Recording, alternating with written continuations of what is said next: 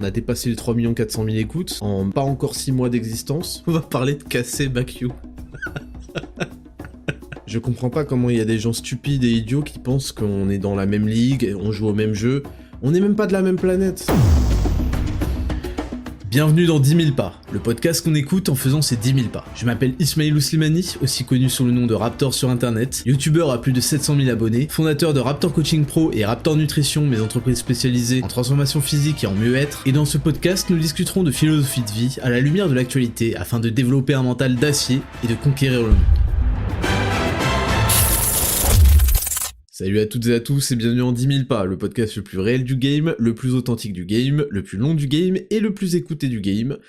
Vous m'avez reconnu à ma voix exceptionnellement agréable à écouter, je suis Raptor, et on se retrouve pour cet épisode 24, le dimanche 26 février 2023.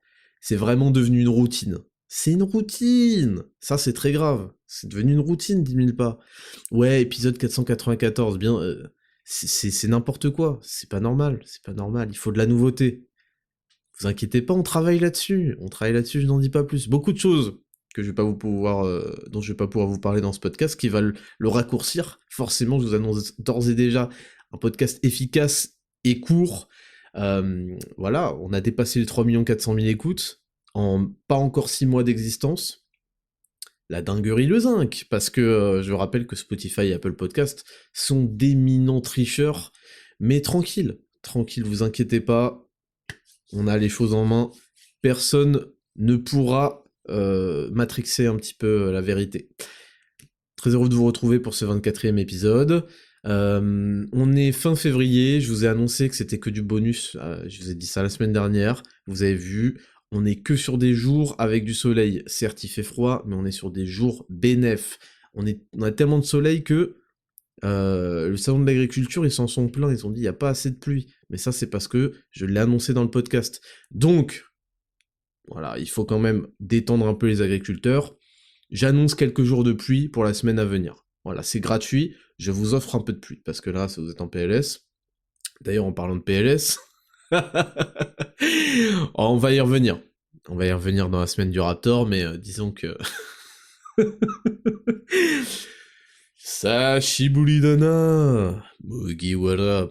Je comprends pas en fait. Voilà, je comprends pas, je ne comprendrai jamais. Je comprends pas comment il y a des gens stupides et idiots qui pensent qu'on est dans la même ligue, on joue au même jeu.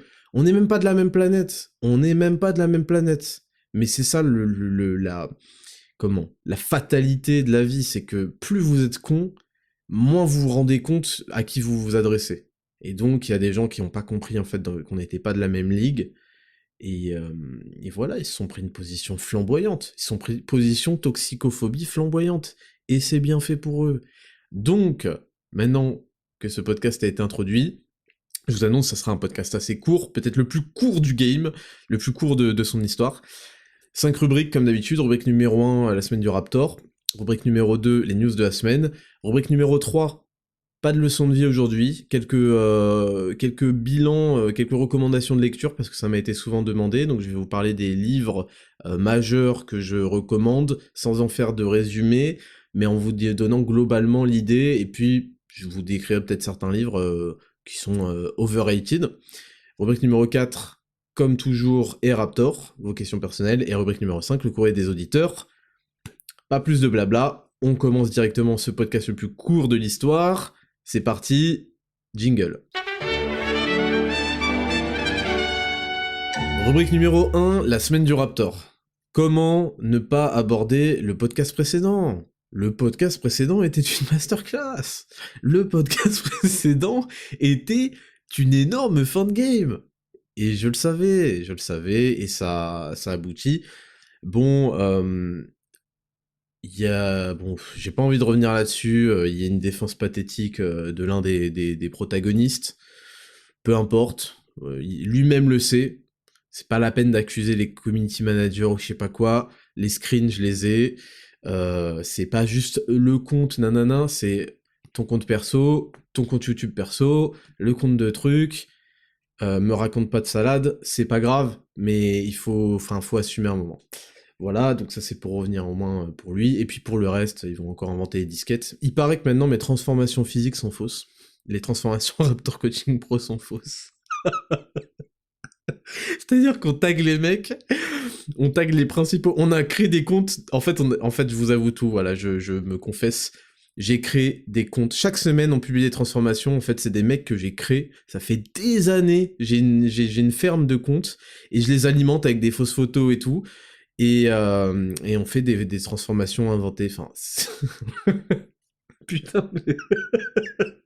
En fait, c'est triste, parce que le destin ne m'envoie que des imbéciles. Jamais j'ai... Parce qu'en fait, les gens sérieux, tout simplement, ils valident à 100% tout ce que je dis, ils sont à fond derrière ma mentalité, ils valident parce qu'ils ont appliqué, parce que c'est comme ça qu'on a des résultats. Donc il reste par définition que les losers et les gros débiles. C'est vraiment d'une grande tristesse. Mais bon, tant mieux, hein, au moins... au moins on peut tous rigoler. Les pauvres, il y a que... Enfin, à leur dépend, évidemment, mais... Ah, enfin. Donc voilà, ça c'est concernant les imbéciles. Et puis sinon, pour les retours sur le podcast, bon bah merci beaucoup, incroyable soutien, incroyable semaine de soutien.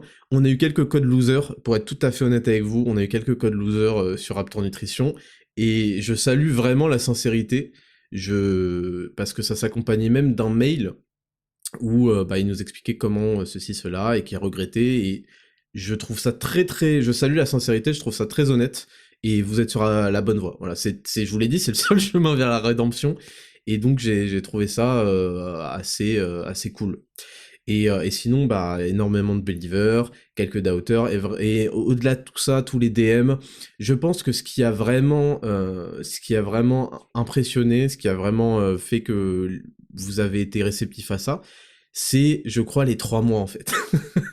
En fait, c'est impossible. Vous vous êtes dit, mais attendez, comment on peut 3 mois encaisser des trucs en sachant pertinemment qu'on a raison et tout, et en gardant des armes de destruction massive pour le bon moment? C'est vrai que ça demande beaucoup de nerfs et une patience, et c'est pour ça que je vous dis que c'est un jeu de long terme, c'est un jeu de nerfs, c'est un jeu de stress, c'est un jeu de patience, de faire les choses au bon moment. Et c'est vrai que je comprends qu'il y en ait plein qui étaient touchés par le fait que il y a une capacité de rester, de dire ok, d'accord, t'inquiète pas, ne t'inquiète pas. Et ça, je sais pas, ça, ça vient d'où, mais sachez que moi, je ne pardonne rien, je n'oublie rien, je ne pardonne rien. Je suis capable de tourner la page, de passer à autre chose. Par contre, j'ai inscrit chaque personne, chaque truc dans ma tête, et je sais que le bon Dieu me donnera une occasion d'apporter justice à tous ceux qui ont fait du mal. C'est comme ça, en fait. Je le sais, et je vous ai déjà dit, une des leçons de vie, c'est travailler, être patient et avoir la foi. Et je tiens vraiment à réappuyer là-dessus parce que c'est ça. Vous êtes invincible, je vous ai dit, ça vous rend invincible. Il faut que vous soyez persuadé que l'occasion se présentera un jour et qu'il faudra la saisir, parce que aussi le monde est fait d'occasions, d'opportunités, il faut les saisir. L'occasion se présentera un jour. En attendant, soyez patient, prenez sur vous, travaillez, et un jour vous aurez gain de cause parce que c'est comme ça que ça se passe. Les gens payent toujours, la vie est une facture et on paye tout tôt ou tard. Et il y a des intérêts. Donc voilà, je vous remercie vraiment pour le soutien, des tas de messages, etc., etc. Masterclass sur masterclass, et c'est trop bien parce que vraiment c'était une super occasion finalement. Moi vous savez, d'ailleurs on va en parler dans la rubrique 3 quand je parlerai des livres, mais un des livres classiques c'est The Obstacle is the Way, l'obstacle est la voie, quoi. Et c'était, en fait, faut voir les choses comme des occasions, même quand il y a des choses mauvaises, et là c'était vraiment une superbe occasion de propulser Raptor Nutrition là dans le sérieux game de fou. Parce que c'est super rassurant, je m'en rends compte maintenant, ça donne beaucoup de crédit, c'est super rassurant pour des gens qui me connaîtraient pas.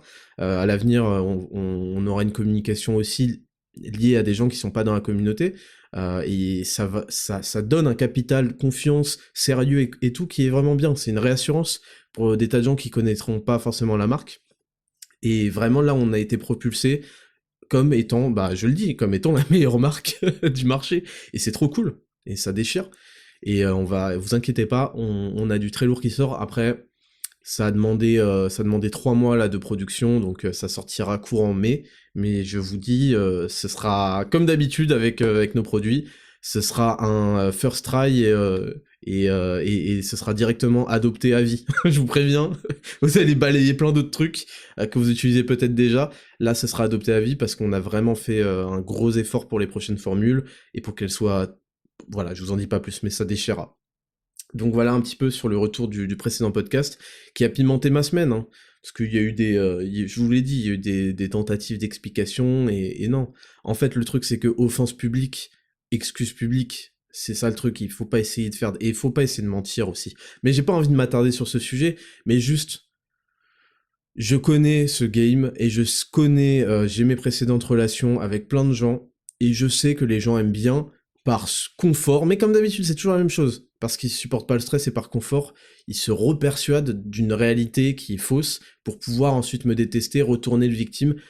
Non, en fait, il y a un gars qui est arrivé dans le game, bon, il y a des gens pathétiques, voilà, qui il a fait confiance et à qui l'a validé, il est arrivé dans la salle de boxe, il y a un champion qui s'entraîne depuis des années, parce que moi je rappelle, dans la muscu, la nutrition, je suis là depuis 10 ans, et c'est 10 ans sérieux, hein, j'attends le prochain mec qui a passé 10 ans à faire un truc sérieux, qui viendra peut-être m'adresser la parole, et voilà, il est arrivé dans la salle de boxe, il y a un champion, il a mal parlé, il a essayé de faire le kakou, bon bah à un moment, le champion il s'est défendu, il a mis au lieu de mettre que des petits jabs, il a mis un droit, quoi. Et le gars ne retournera plus jamais à la salle s'entraîner. Parce que c'est un game long, c'est un game difficile, il faut prendre sur soi. Et c'est comme ça que ça se passe. Et je connais tous ces gens, et ils vont réécrire l'histoire dans leur tête. Soit soyez prêts, c'est une leçon de vie en avance, soyez prêts dans votre vie. Il y a des mecs qui vont essayer de vous enculer, ou ils vont faire un truc pas bien, et donc vous allez les écarter, ceci, cela. Moi, ça s'est passé à plein de reprises ces dernières années, à plein de reprises, depuis 2018, 2019, 2020, 2021, 2022, 2023, ça fait 6 ans que je peux expérimenter ça, c'est toujours le même schéma.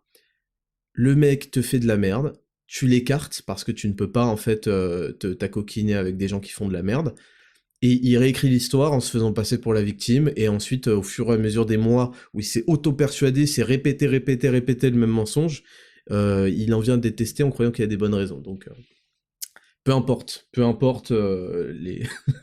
bon courage à tous ceux qui voudront encore essayer de me tester, parce que moi je fais les choses tranquillement, je me concentre sur ce que je fais, j'essaie de faire les choses le mieux possible, et voilà, et donc je suis prêt, et si un mec veut me tester, bah qu'il vienne me tester, moi j'ai pas pour but de finir des carrières, mais mais faut pas venir non plus me tester parce que j'ai un CV, voilà, j'ai un CV, et sur le CV il y a plein d'actes de décès. Donc, sachez que c'était une super semaine, et je vous remercie vraiment pour votre soutien, et voilà, j'ai kiffé. J'ai kiffé après 3 mois de longs combats, de méditation, j'ai kiffé mettre une fin de game. Et je vous remercie vraiment pour votre soutien. Donc ça c'était le premier truc, mais le truc majeur un petit peu de cette semaine, c'était vraiment ça.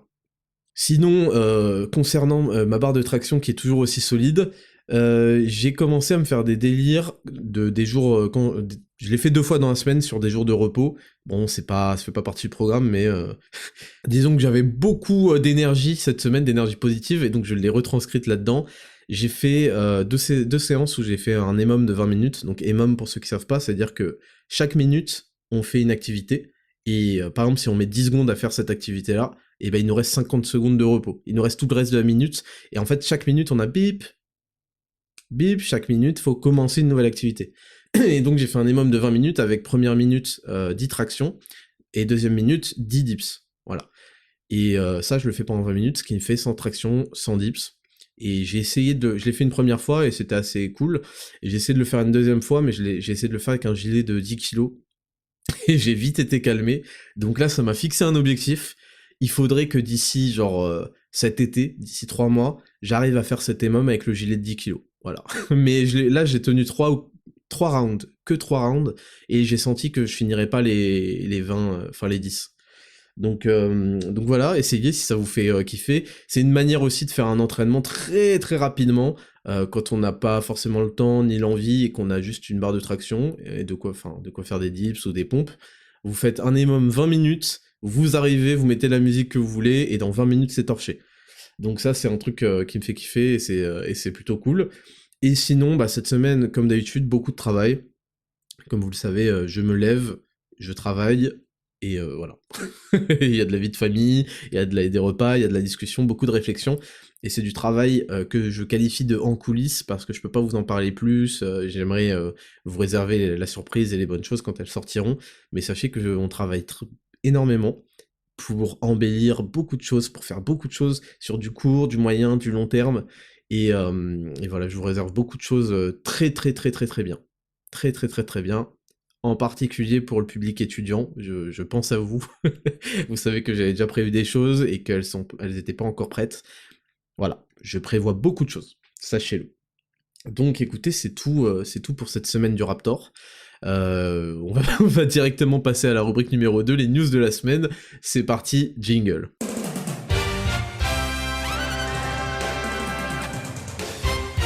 Rubrique numéro 2, les news de la semaine. C'est parti, comme d'habitude, on commence avec la news la plus drôle. On va parler de Casey Bakiu. Ok, donc ceux qui connaissent l'affaire Casey Bakiu ont déjà rigolé, parce que vous savez à quoi vous attendre. Maintenant, pour ceux qui connaissent pas, je vais vous faire une petite introduction au sujet. Casey Bakiu, Casey K-Corp. C'est quoi la K-Corp? C'est la Carmine Corp, anciennement Kameto Corp, qui est en gros l'entreprise, la marque lancée par un streamer qui s'appelle Kameto. Un énorme streamer, s'il en est, il fait partie des top streamers français. Donc c'était une équipe, en fait, une équipe d'e-sport. Donc sur League of Legends, je crois qu'ils sont sur League of Legends, je crois qu'ils ont un nouveau mec sur Smash Bros. Ils ont des mecs sur le jeu de voiture, là, où on marque des buts. Pardon, je suis désolé, j'ai oublié le nom. Et je crois qu'ils en ont sur d'autres jeux, mais je suis pas sûr. Et c'est vraiment un mec que je tiens à saluer, Kameto, c'est un gars qui est incroyable. C'est un bosseur. Mon seul regret, c'est qu'il ait jamais fini sa série de sport et que voilà, j'aurais bien aimé l'aider là-dessus, mais c'est un mec qui est incroyable. Voilà, c'est un gars qui a un parcours absolument inspirant, et c'est trop drôle les extraits où il parlait de son rêve de faire une équipe d'e-sport, les sacrifices que ça demande, les investissements que ça demande, et puis il a un capital sympathie énorme qui est lié, je pense, comme toujours, à l'honnêteté et au travail, et au côté terre-à-terre, authentique. Je pense que les gens aiment beaucoup ça. Et encore heureux. Donc en fait, voilà, il a cette équipe d'e-sport, et voilà, il y a d'autres grands groupes d'e-sport, comme une équipe qui s'appelle Solari, par exemple, et il y a de la rivalité, c'est bon enfant, mais c'est sûr que, bon, il y a beaucoup d'argent en jeu, beaucoup de réputation en jeu sur les events, quoi, sur l'e-sport, les compétitions d'e-sport. Je vais pas en parler plus, parce que je connais pas non plus très bien le milieu de l'e-sport. Et il se trouve que, donc, il y a un mec d'une équipe rivale de Solari, qui s'appelle Chap, qui est un streamer aussi, que je connais pas forcément bien, mais qui est quand même un des noms qui sort du Twitch game, quoi. Et en fait, c'est très drôle parce que il y a des supporters, donc, à ces équipes d'e-sport, et notamment ce qu'on appelle des ultras. Et ces ultras-là, bah, ils sont vraiment à fond dans le supporting de leur équipe, et ils ont un pseudo souvent qui commence par KC, comme Carmine Corp. Donc KC, Raptor, KC, je sais pas quoi. Et en fait, il a été révélé, là, je sais pas comment il s'est fait griller, mais c'est à la fois drôle, mais c'est très préoccupant, quand même.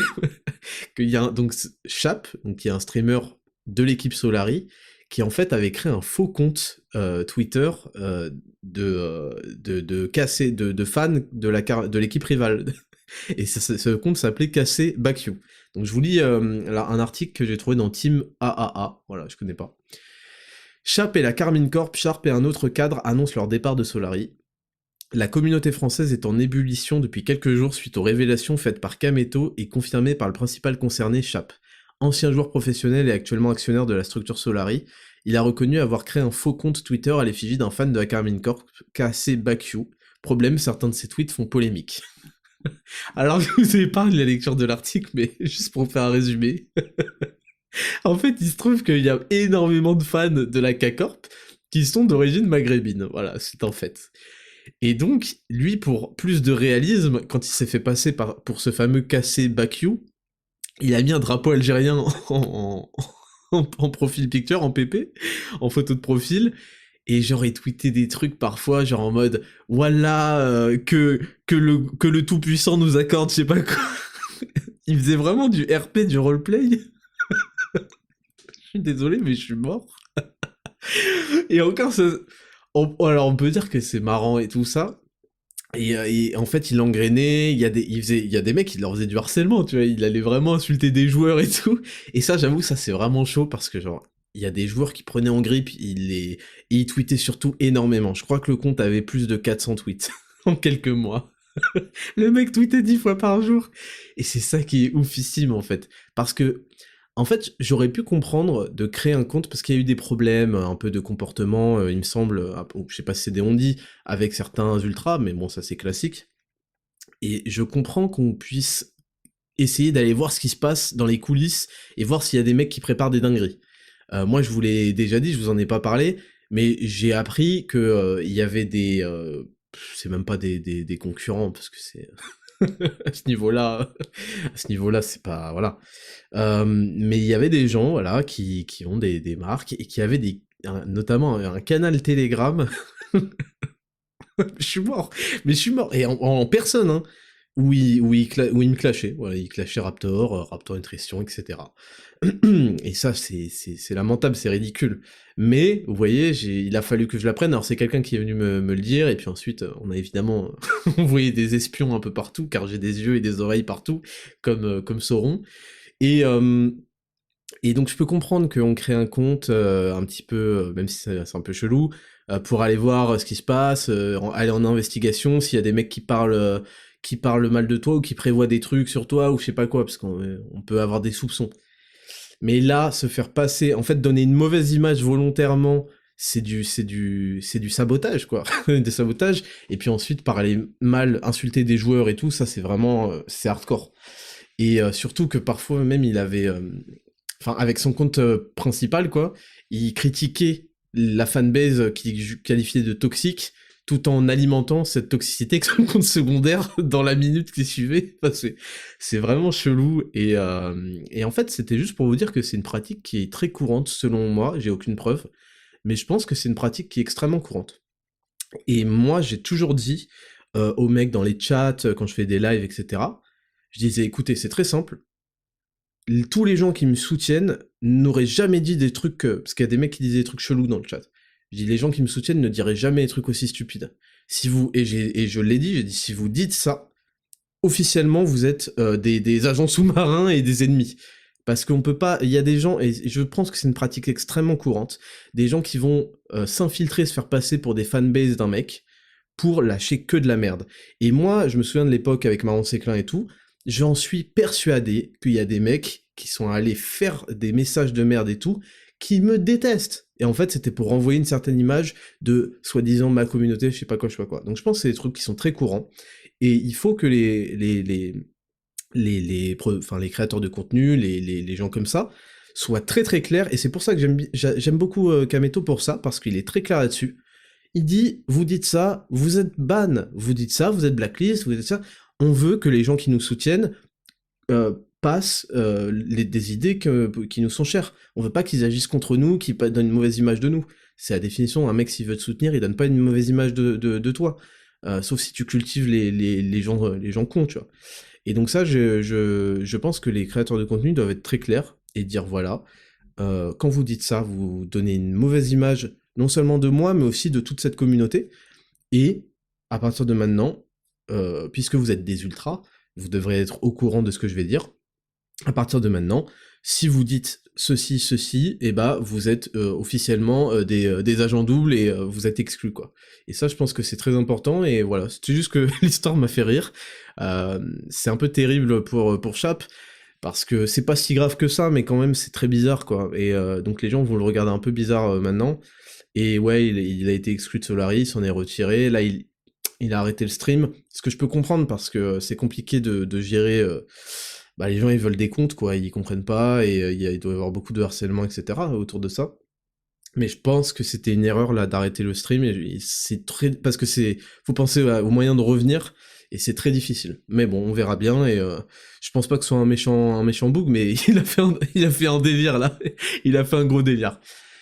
Donc voilà pour cette première news. News numéro 2, alors celle-là aussi elle est particulièrement drôle. Enfin alors ça l'est pas du tout en fait, c'est rapporté par le Daily Mail et le New York Post. États-Unis, un ex-conseiller spécial de Bill Clinton lié à Jeffrey Epstein avait été retrouvé mort pendu à un arbre avec une balle dans la poitrine. 9 mois après, l'enquête conclut à un suicide, bien qu'aucune arme à feu ne fût retrouvée sur les lieux.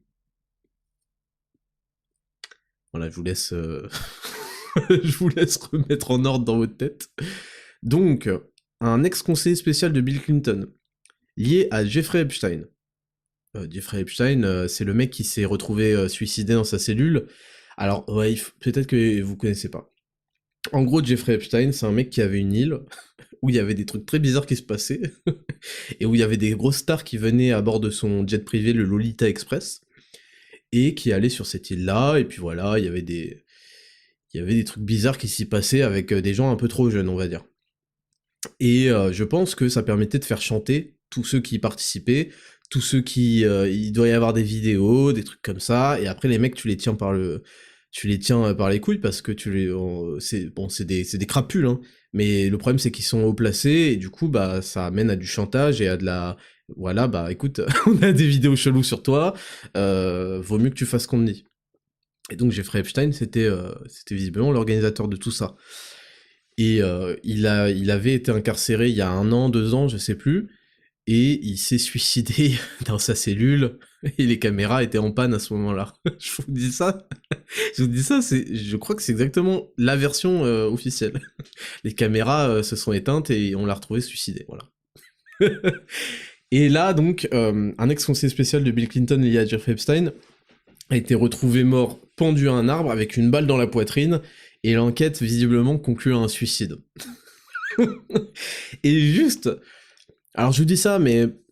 Après on va parler de Pierre Palmade et tout, mais c'est pareil, en fait, ce que je vais vous dire, c'est juste, sachez qu'il y a des choses bizarres qui existent, mais après, vraiment, je vous donne un conseil d'ami, éteignez votre cerveau là-dessus, hein. Éteignez votre cerveau là-dessus, sachez que voilà, qu'il y a des trucs qui existent, prenez les mesures nécessaires vis-à-vis de vos proches, vos enfants, etc., mais éteignez vos cerveaux, parce que là, vous allez vous aventurer dans un monde qui peut déchirer votre âme, vos tripes, vos intestins, tout.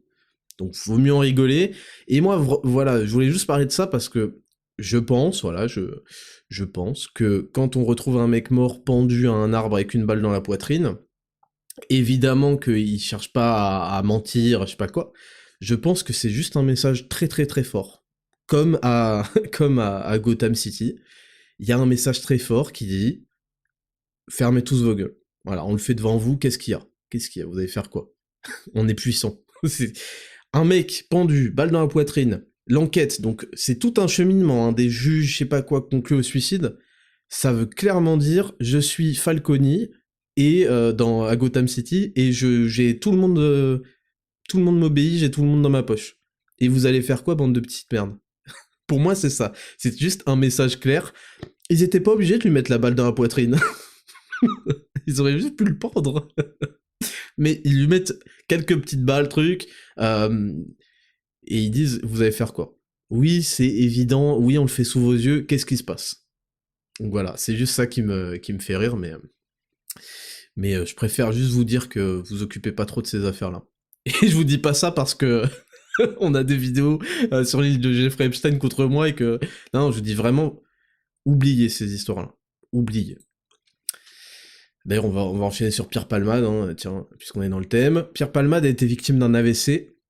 L'humoriste de 54 ans a été victime d'un accident vasculaire cérébral ce samedi à l'hôpital Paul Brousse, où il est assigné à résidence depuis sa mise en examen pour le grave accident qu'il a provoqué le 10 février. En parallèle, Pierre Palmade est menacé d'une enquête pour détention d'images pédopornographiques à la suite de dénonciations de 2 hommes accusant l'humoriste d'avoir consulté des vidéos mettant en scène sexuellement des enfants. Alors il paraît que ce serait des enfants qui se font violer, hein. Là, je suis désolé si je rigole, mais c'est juste que je vous le dis. Oubliez tout ça, oubliez. Flash de Men in Black, oui, d'accord, ça n'existe pas. L'un des témoins a remis des vidéos censées dire aux policiers de la brigade de la protection des mineurs, mais à ce stade, rien n'accrédite les accusations. Bon, voilà. À voir ce qui va se passer. C'est vrai que cette affaire qui était censée être un accident lié à de la drogue est partie vite en couille. Et malheureusement, quelque chose me dit que rien n'aboutira nulle part. Voilà. Donc je vous le dis, il y a des choses qui sont des réalités de ce monde. Elles sont extrêmement violentes. Et il y a un moment où tout est tellement bizarrement sous contrôle dans ce pays. En plus, il y a vraiment un truc particulier en France avec des gens qui ont pas de peine. Il y a des mecs comme Polanski qui aux États-Unis sont wanted, qui viennent en France au calme. Il y a des trucs bizarres dans ce pays en particulier, et le fait que rien n'aboutisse, franchement, à part nourrir votre désespoir et putréfier votre âme, vaut mieux juste que vous sachiez que ça existe et que vous passiez votre chemin. C'est vraiment un conseil parce que c'est la seule conclusion que j'ai trouvée après avoir... C'est pas que j'ai essayé de m'intéresser au truc, c'est juste que à un moment t'essayes de fil en aiguille de remonter un truc et après tu te rends compte que t'es en train de disparaître dans les abysses et que valait mieux que tu ne saches pas ce genre de choses. Valait vraiment mieux qu'on sache pas ce genre de choses. Donc voilà, j'ai niqué l'ambiance, on passe à la prochaine news. On finit sur Charlie et la chocolaterie. Midi libre, poids, genre, violence, la réécriture des termes offensants dans les œuvres de Roald Dahl fait polémique. On ne trouvera désormais plus de personnages minuscules dans le classique de la littérature pour enfants Charlie et la chocolaterie. Ces personnages-là seront qualifiés de petits, pas plus, et dans le même roman, il ne sera plus dit qu'Augustus Gloop est gros, des termes jugés offensants qui ont été rayés ou changés des nouvelles éditions parues en anglais des livres de l'auteur britannique. Ainsi, tout ce qui serait relatif au poids, à la santé mentale, à la violence ou aux questions raciales ou de genre aurait été enlevé ou réécrit, ainsi que l'affirme le Daily Telegraph, un quotidien d'outre-Manche cité par Le Monde. Donc voilà, pour vous résumer, il y a un écrivain qui est auteur de Charlie et la chocolaterie, entre autres, je crois qu'il a aussi écrit Les sorcières ou un truc du genre. En fait, je sais pas pourquoi c'est tombé sur lui, alors il est mort hein, en 1990, mais vous savez qu'il y a des rééditions parfois, et jusque-là, les rééditions, c'était simplement des ajouts de notes, de bas de page, ou de contexte en début d'histoire, ou en fin, etc. Et là, il y a une réédition qui a proposé, sous l'influence à la fois d'une maison d'édition, mais d'une association, il me semble, stupide, qui doit être encore un détournement d'argent pour des raisons bêtes, qui a proposé de réécrire donc tous les romans de Roald Dahl, je sais pas si ça se prononce Roald, mais voilà, en changeant les mots. Donc, il y a des mots comme méchant et laid, il était méchant et laid, qui se transforment, c'est des paraphrases en fait, ils ont tout réécrit. Et voilà, moi je voulais juste en parler parce que je trouve ça extrêmement violent. Un auteur, quand il écrit des choses, moi déjà quand j'écris mes scripts, je suis pas un auteur, hein, je fais attention à chaque choix de mots. Les mots ont une poésie, les mots ont une violence en eux, parfois ils décrivent de manière plus sèche, des fois plus ronde, c'est le choix de l'auteur. Et donc rien que pour ça, c'est vraiment, ça change complètement la structure de ce qu'il a voulu donner. Rien que pour ça, c'est n'importe quoi. En fait, à ce niveau-là, moi je considère que c'est du plagiat, tout simplement. Ils ont réécrit le truc en modifiant à leur sauce. Autrement dit, ils ont réécrit comme si c'était eux les auteurs, donc ils ont plagié l'œuvre en mettant des synonymes, quoi. Et à ce niveau-là, je considère que c'est du plagiat, c'est pas de la réédition, parce qu'on a volé l'auteur, tout simplement. Donc, il y a vraiment un gros problème lié à l'utilisation du vocabulaire. Il y a un refus de comprendre que le vocabulaire, c'est quelque chose qui a été inventé, j'en parlais la semaine dernière, il me semble, pour décrire ce que l'on voit, ce qu'on ressent. C'est ça qui fait la richesse des langues, c'est qu'on a beaucoup de mots et qu'on a beaucoup de choix parmi chaque mot pour vraiment essayer d'être précis et d'exprimer une émotion, un sentiment précis et de le communiquer de manière précise. Ça sert à ça le vocabulaire. Et arriver et considérer que ce qui compte, c'est finalement... en fait, c'est au niveau du résumé, quoi. On considère que l'histoire, ce qui compte, en fait, c'est ses grandes lignes, c'est l'idée de chaque phrase. Bon, c'est quoi l'histoire, là? Ouais, donc Charlie va dans la chocolaterie, il a gagné un ticket, c'est ça? Ouais, ok, on va le réécrire.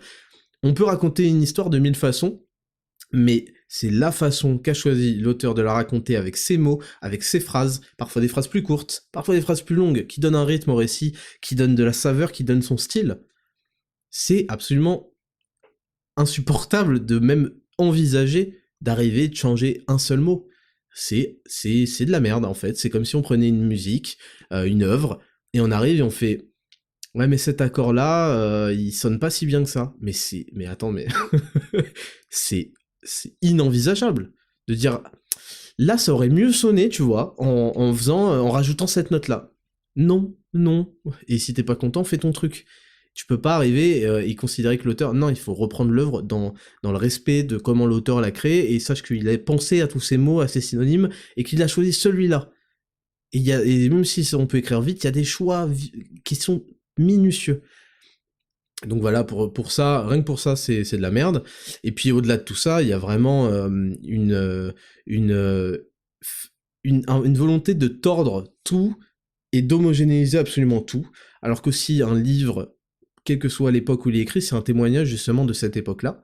Donc ce serait très bizarre d'avoir des anachronismes en fait. Où on lirait, imaginez, vous lisez des des papyrus, et le mec dit MDR, MDR ratio. Mais attends, gros. Même si il y avait un équivalent à MDR ratio dans les papyrus, tu écris pas MDR ratio, enfin c'est n'importe quoi, tu vois. Un ouvrage, n'importe quoi, est un témoignage de l'époque. Et c'est pour ça d'ailleurs que cette époque-là, faut toucher à rien. Attendez, hein, je parle aux gens du futur, ne touchez à rien. Regardez bien ça en témoignage d'à quel point les gens étaient des fils de pute, hein. Attention, faut bien garder ça, hein. Tout ça, faut bien sécuriser, là. Faut mettre 4 cadenas. Parce que là, on a de quoi faire pour un petit moment, là, dans les livres d'histoire, avec ce qui est en train de se passer.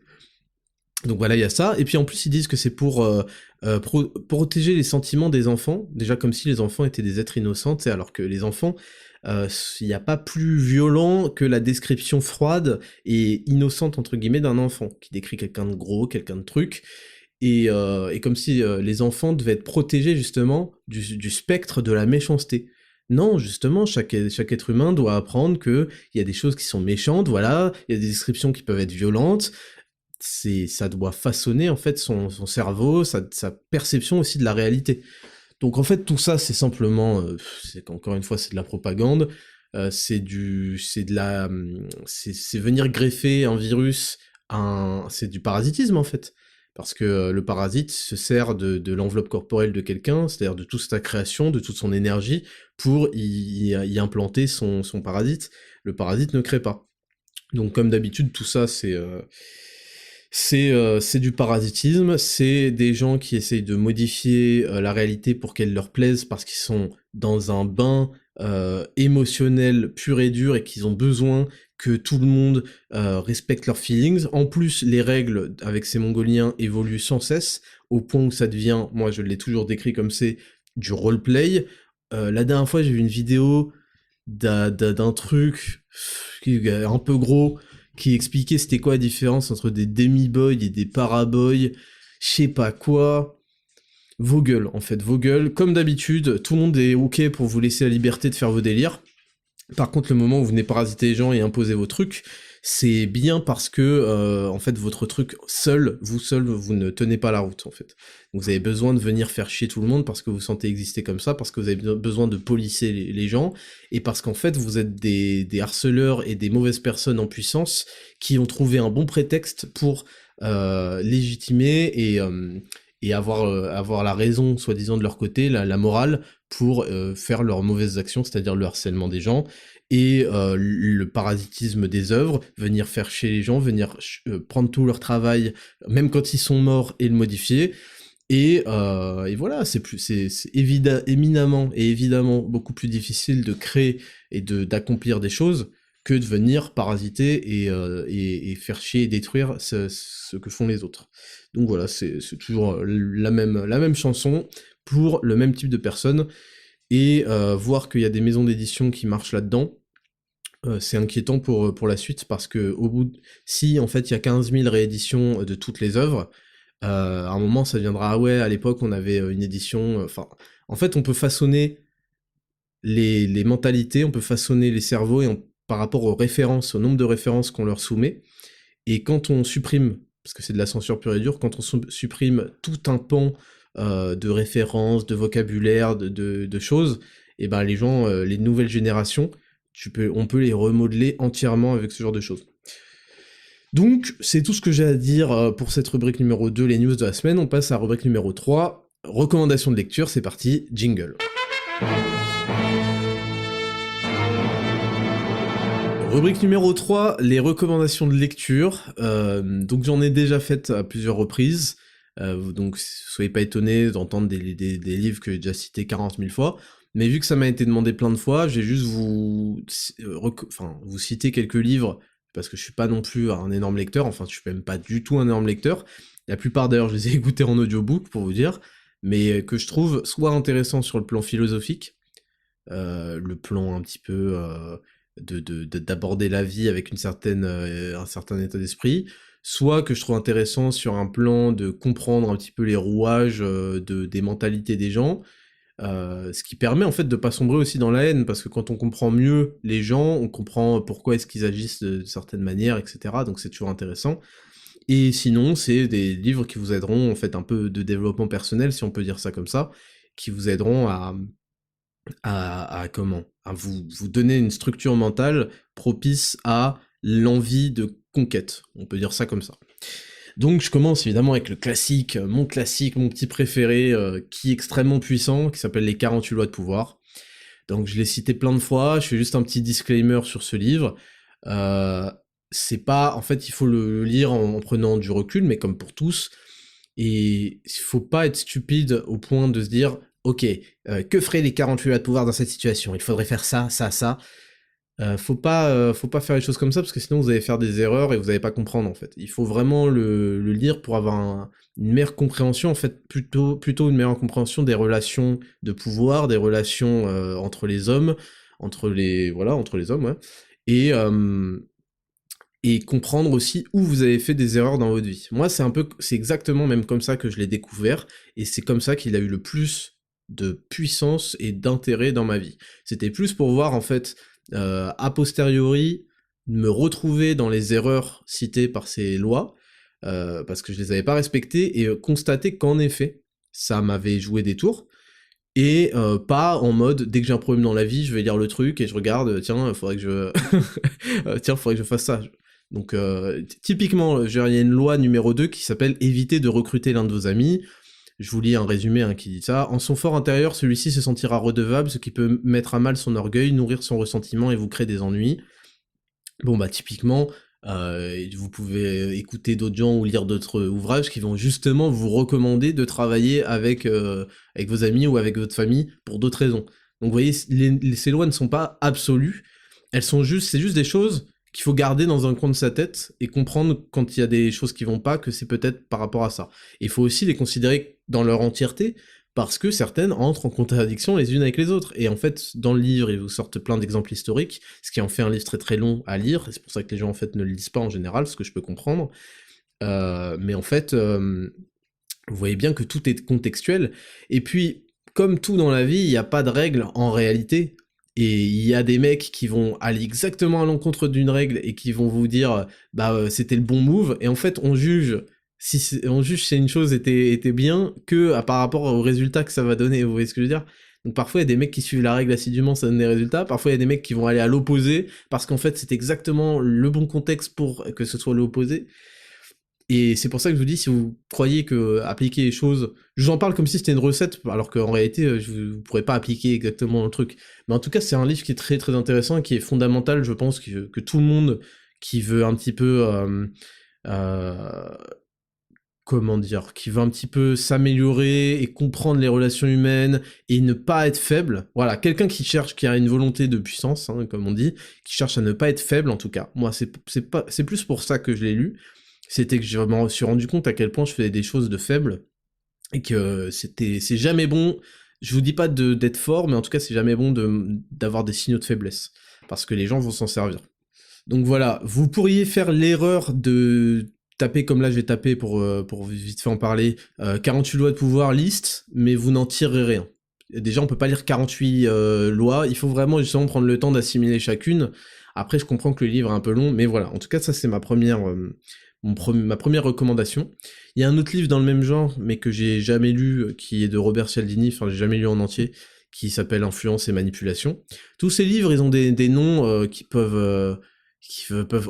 on se croirait en train de frotter les mains. J'ai l'impression d'être le méchant dans Inspecteur Gadget, tu sais. On n'a jamais vu ma tête, j'ai un chat, et je me frotte les mains et je fais des coups de Trafalgar et j'organise des dingueries parce que je lis Influence et manipulation, alors que pas du tout en fait.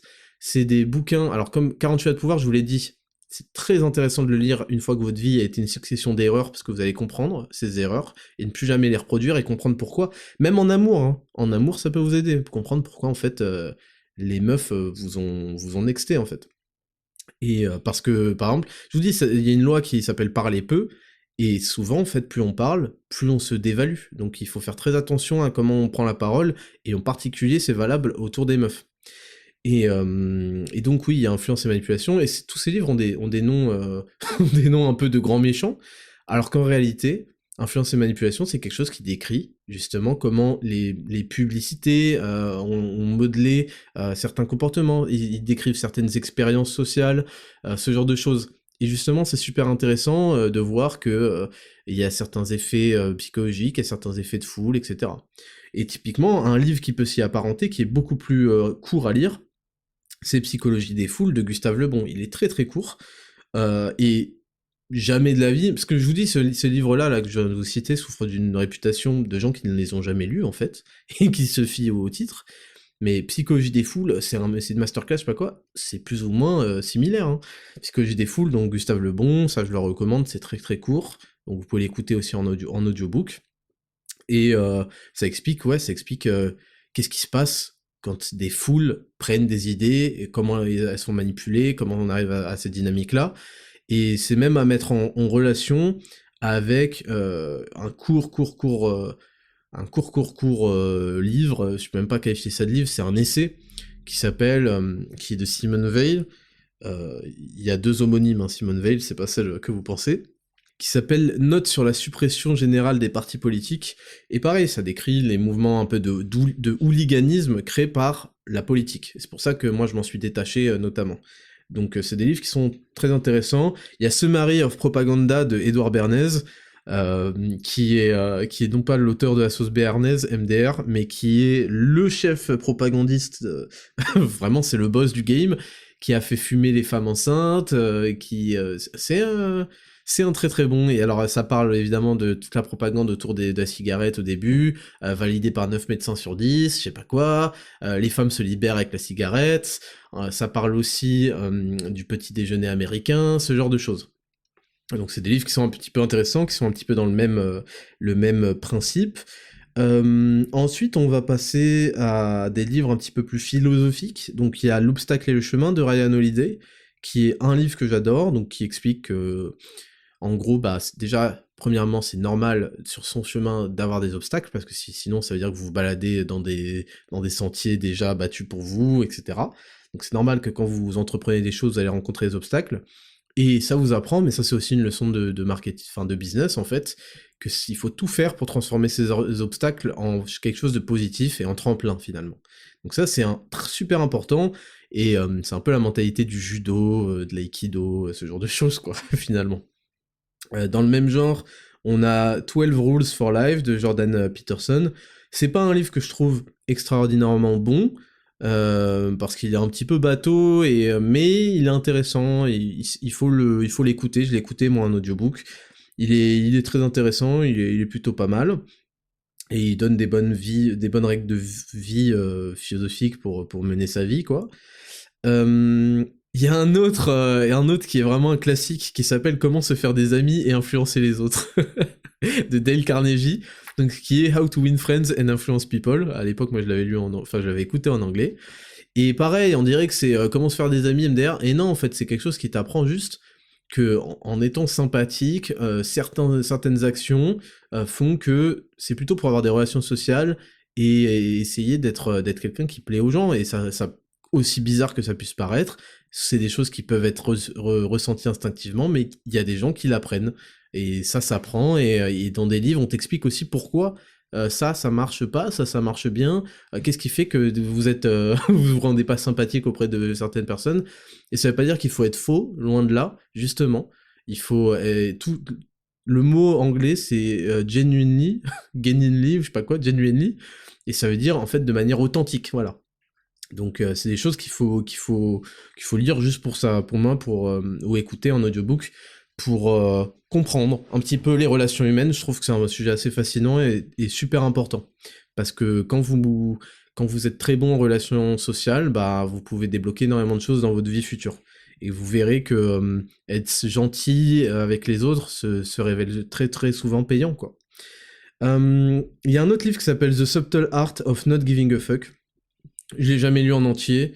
Le principe est évidemment éminemment important à comprendre et à graver dans son cerveau, mais moi je l'ai pas écouté en entier parce que c'était déjà le cas. C'est qu'il faut apprendre à ne pas calculer les choses en fait. Faut apprendre à n'en avoir rien à foutre des choses quand on est persuadé. Faut pas non plus que ça devienne n'importe quoi, mais faut apprendre à se détacher en fait, tout simplement. Donc c'est un livre qui est intéressant, qui est peut-être un peu long pour rien, avec beaucoup de répétitions, not giving a fuck, nanana, nanana. Mais voilà un petit peu le message qui en ressort. Pardon, hein, je suis un peu long, mais là je vous donne un petit peu mes classiques. Il y a des livres un petit peu plus économiques. Là, des gens vont rigoler parce que je vais sortir Robert Kiyosaki, Père riche, Père pauvre, Rich Dad Poor Dad. C'est simplement un classique qui est cité par tout le monde. Il y a Napoleon Hill aussi, il me semble, qui a dit l'épaule des géants. Je sais plus c'est quoi son livre. En gros, ce qu'il faut comprendre, c'est juste qu'il donne des conseils. Après, ils sont plus relevant, ils sont plus pertinents, je veux dire, quand vous n'êtes pas américain, je pense. Et je pense que même aujourd'hui, les règles vont certainement changer. Mais c'est intéressant juste de comprendre que l'argent, il faut essayer de le réinvestir dans ce qu'on appelle des assets, des atouts, qui vont le faire fructifier, voilà. Et je parle pas du livret A, hein. Mais c'est important de comprendre que il faut pas... Mais ça, c'est des mentalités, il faut pas être un mec qui dépense, qui claque tout, il faut essayer de mettre en sécurité l'argent qu'on gagne, et voilà, c'est un livre qui est intéressant pour cette raison-là. Et il y a un livre qui s'appelle aussi, qui est intéressant, mais après il y a beaucoup de choses qui reprennent un petit peu la même chose. Il y a The One Thing, je sais plus de qui d'ailleurs, que j'avais lu, The One Thing, qui est une sorte de méthodologie de travail. Pareil, c'est pas des choses que vous pouvez appliquer comme ça, non, mais c'est intéressant de les avoir pour vous faire une idée, ça peut, pour certains, ça peut les aider. The One Thing, je sais plus c'est qui l'auteur. Il y a... je sais plus, il y en a plein dans ce genre-là, mais il y en a un qui s'appelle Avaler le crapaud, de Brian Tracy, que j'avais écouté en audiobook. Et pareil, en fait, le concept étant de dire la tâche la plus chiante que vous avez, la plus importante, et bah essayez de la mettre en tout premier dans votre journée, et après vous faites les trucs secondaires. Parce qu'en fait, on a tendance à tout repousser. Là, je parle pas surtout soit aux étudiants, soit aux entrepreneurs, etc. On a tendance à beaucoup repousser le truc, et en fait, c'est une méthode qui t'explique que t'as beaucoup à gagner à faire le truc le plus chiant, à le virer tout de suite de ta journée. Maintenant, tout ce que vous pourrez lire ou apprendre n'a aucune valeur vis-à-vis de vous-même, à quel point vous arrivez à avoir un dialogue intérieur avec votre moi qui essaye de vous tirer vers le bas et de vous dire de pas faire certaines choses, et tout sera géré par ça. Mais c'est intéressant d'avoir aussi ces infos-là, soit pour avoir des exemples de méthodes de travail, soit pour avoir des philosophies de vie, soit pour comprendre pourquoi les gens vont essayer de vous baiser la gueule. En fait, c'est ça, hein, les 40 chevaliers de pouvoir, etc. C'est un outil que je recommande aux gentils, en fait, aux gens gentils, pour comprendre le monde, pour comprendre que tout le monde n'est pas gentil, qu'il y a des gens qui vont essayer de vous baiser la gueule, et comment prévenir ça, et comment réagir le mieux possible quand les gens vont baiser la gueule. Et moi, je vais pas vous dire que je vis par ces lois, parce que c'est pas vrai, mais elles m'ont façonné, et aujourd'hui, moi, je fais pas de mal aux gens, justement, j'essaie de faire du bien aux gens, etc. Et vous voyez que je l'applique, hein, je vais pas réévoquer le podcast de la semaine dernière, mais par contre, quand des mecs essayent de faire des coups de pute, je les atomise. Je les atomise, et je les atomise sans aucune pression. Parce que ce qui fait la stupidité des gens gentils, dont j'ai fait partie, et bon, ça donnera lieu à des tas et des tas d'anecdotes, hein, sur ma vie, mais bien sûr que je me suis fait prendre pour un con 1000 fois dans ma vie, 1 million de fois.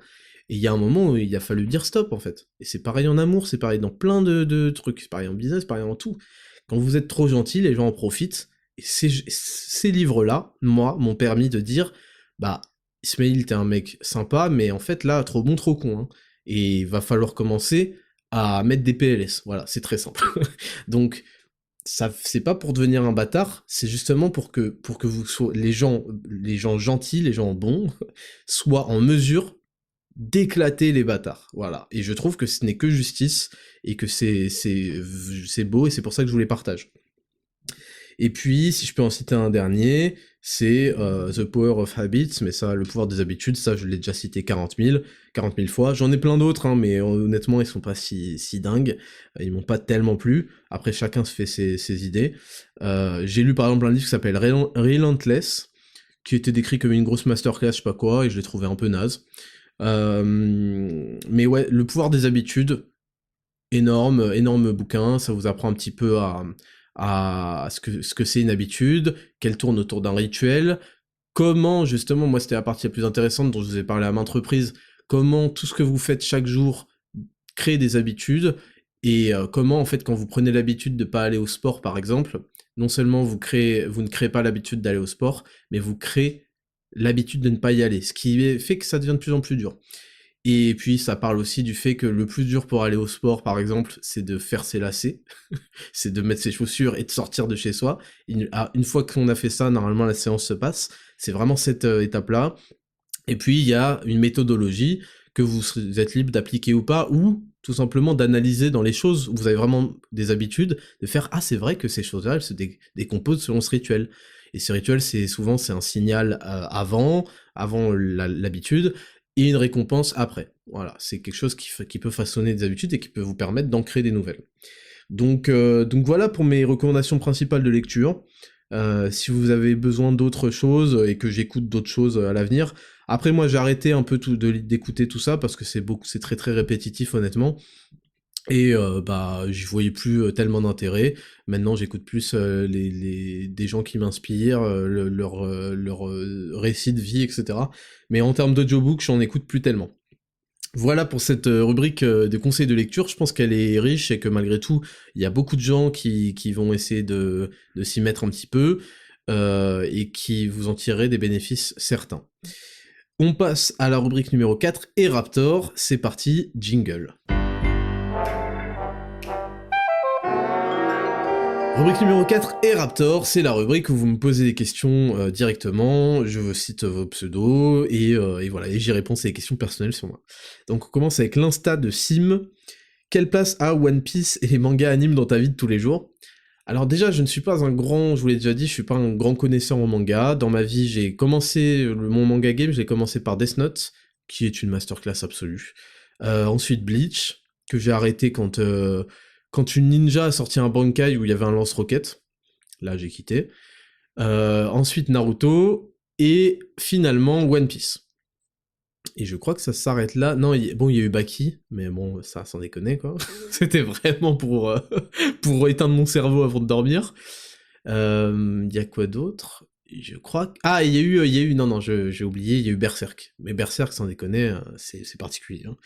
One Piece, dans ma life, c'est pas... Bon, j'ai été très très fan avant que Oda fasse de la merde avec son œuvre à la fin de Wano. Je vais pas spoiler ceux qui ne sont pas encore, mais il a... En fait, ce qui s'est passé, c'est qu'il y avait un film One Piece Red, je crois, dont il fallait faire la promotion, et il l'a avoué, et j'étais content qu'il l'avoue, parce que ça se voyait, en fait. Il a rush la fin du manga pour pouvoir arriver à une scène particulière qui en faisait la promo. Et le problème, c'est qu'il a fait de la merde, voilà. Donc ça m'a coupé du truc, j'ai fait oula, j'étais en train d'idéaliser un manga un peu trop, et en fait non, malheureusement, c'est pas... rien n'est parfait. Mais non, One Piece, c'est l'œuvre enfin c'est la dernière œuvre que j'ai connue. Naruto aurait pu aussi mais Naruto m'a jamais parlé autant. Il y a une scène de Naruto que je retiendrai toute ma vie et qui me met les frissons, c'est quand il revient à Konoha et que Konoha est détruite, et qui met un one-shot à Pain, etc. Mais tout le reste, c'est pas... Voilà. Par contre, One Piece, il y a énormément de scènes, je trouve, qui parlent à l'âme, et les gens sont toujours un petit peu gênés de le dire. Moi, je m'en bats les couilles, en fait. Parce que c'est ça, en fait. Si vous êtes un clochard et que vous dites fan de One Piece, les gens vont se moquer de vous. Si vous êtes Elon Musk et que vous dites putain, One Piece m'a parlé de ouf, les gens vont prêter oreille à ce que vous dites et trouver que c'est super intelligent, finalement. Et Et non, One Piece, c'est simplement aujourd'hui ce qui, bon, pour avoir passé en fait, je sais pas combien d'années, je suis ça, je crois, depuis que j'ai 16 ans, et j'en ai 29, donc ça fait 13 ans. C'est un truc qui parfois me motive, en fait, tout simplement. Il y a des personnages, bon, en fait, il y en a que deux, il y a Luffy et Zoro, quoi. Et parfois, en fait, tu te dis, putain, mais il faut que je bosse plus, il faut que je fasse plus, il faut que j'aille m'entraîner, il faut que je continue. Il y a des OST qui me parlent, et voilà. Et j'ai pas honte de dire que des fois, il y a des AMV de Zoro qui me disent, enfin là, il faut que t'ailles t'entraîner, et dur, et arrête de lâcher, en fait. Là, j'ai fait un EMOM, là, je vous l'ai dit, traction dips, et j'ai commencé avec le VLST, ça m'a vraiment flingué pour le reste. Et j'en pouvais plus, j'ai vu, j'étais à 11 sur 20, j'étais qu'à 11 minutes sur 20 minutes, et je me dis, bah, je peux pas lâcher, en fait. Je peux pas lâcher, Roronoa Zoro n'aurait pas lâché. Et aussi ridicule que ça puisse paraître, peu importe, en fait. Ce qui compte, c'est quel est l'impact que ça a et quel est l'effet que ça a. L'effet positif, je prends. Voilà, ça s'arrête là pour moi. Donc voilà un petit peu pour te répondre. Ensuite, on a l'âme blanche. Vas-tu créer ton propre matériel de sport? Non, je pense pas, il n'y a pas d'intérêt, tu sais, de la fonte, c'est de la fonte. S'il y avait un design particulier, pourquoi pas, mais non, je pense pas, non, il n'y a pas d'intérêt, honnêtement, à ce que je fasse ça. Il y a plein d'autres produits où je peux apporter une réelle plus-value, mais un kilo, ça reste un kilo, voilà. Et non, je me suis jamais trop posé la question, et au pire, faire des collabs avec une marque stylée d'haltères ou je sais pas quoi, modulable, ça serait un kiff, mais non, non, pas créer mon propre truc. Levi James, bonjour Raptor, que penses-tu des tatouages visibles et dissimulés? Bah, les tatouages, c'est un choix personnel. Bon, moi, je suis pas un grand fan, mais j'imagine que j'ai surtout été influencé par mes parents qui m'ont toujours dit faut pas faire de tatouage. Mais je suis pas un grand fan. Ceux qui le font et ça les regarde. En général, un tatouage n'a d'intérêt et de valeur que quand c'est pour marquer en fait une expérience de vie, marquer un aboutissement, qui soit philosophique ou qui soit dans un accomplissement dans un quelconque domaine, marquer un tournant, un marquant dans ta vie que tu veux graver sur ta peau tellement il est important pour toi. Donc je peux comprendre. Il y en a, ils choisissent que ce soit visible, d'autres caché parce que ce qui compte c'est la valeur du truc. Voilà, moi je préfère marquer des grandes victoires ou des accomplissements de ma vie en m'achetant des montres ou en m'achetant des trucs de valeur, mais c'est pas le même budget. Donc chacun a sa méthode. Voilà pour te répondre. Ensuite, on a Lucas Lefebvre. Combien de grammes de prod par kilo dans ta diète? Combien de grammes par prise max? T'es un roi. Écoute, merci. Moi, actuellement, dans ma diète, il y en a à peu près 2 grammes par kilo. Mais il y a une mauvaise idée là-dessus, sur les grammes par kilo, parce qu'il faut quand même considérer la masse sèche plutôt que la masse globale.